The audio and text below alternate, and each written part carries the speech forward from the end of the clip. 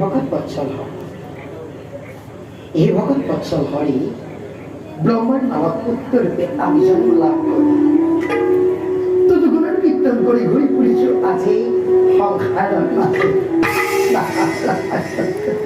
অদ্ভুত লাগে, অদ্ভুত লাগে ভাবি বিমুখিত হল কল্পনা করে করে তব এই মানবী জন।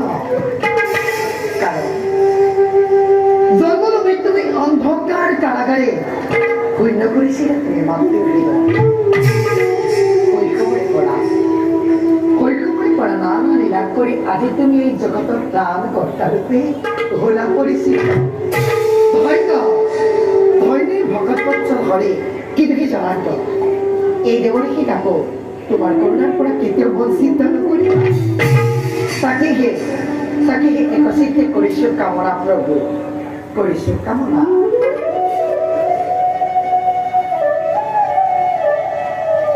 জন্মন গুৰুমূৰ্তি